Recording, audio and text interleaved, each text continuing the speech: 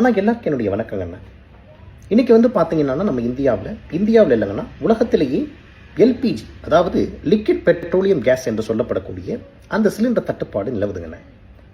இந்த சூழ்நிலையில் நம்ம இண்டக்ஷன் ஸ்டவ்வை பயன்படுத்தலாம்ண்ணே.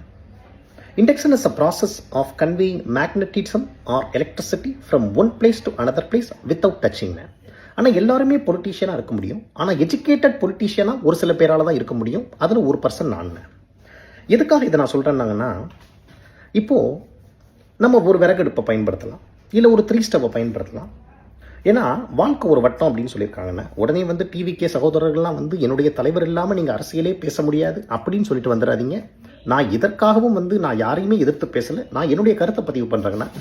ஏன்னா வாழ்க்கை ஒரு வட்டம். இந்த பாருங்களா, எனக்கு பின்னாடி உடனே இது பார்த்துட்டு வந்து டிஎம்கே காரவங்கலாம் வந்துட்டு பின்னாடி சூரியன் தெரியுது, அந்த மாதிரி எதுவுமே வேணாங்கண்ணா. நான் என்ன சொல்ல வரேனாங்கன்னா, ஒரு பைக் ஒன்று புதுசாக வாங்குறீங்க, டக்குன்னு அது ஒரு நாள் பஞ்சர் ஆகிடுது. உடனே அந்த பைக்கை தயாரித்த கம்பெனியில் நீங்கள் போய் ஏன்டா அப்படி ஆச்சுன்னு கேட்க முடியாதுங்க. ஏன்னா அன்னைக்கு வேலை நடந்தாகும். ஸோ அன்னைக்கு அந்த பைக் பஞ்சர் ஆச்சுன்னா நம்ம ஒரு ஆட்டோவில் போகலாம், கேபில் போகலாம், இல்லைன்னா நடந்தே போகலாங்கண்ணா.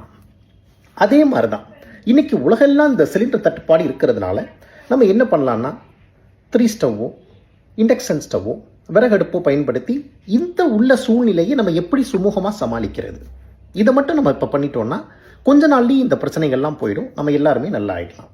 பிடிச்சிருந்தா லைக் பண்ணுங்கண்ணா, பிடிக்கலைன்னா ஃபாலோ பண்ணுங்கண்ணா. நன்றி, வணக்கம்.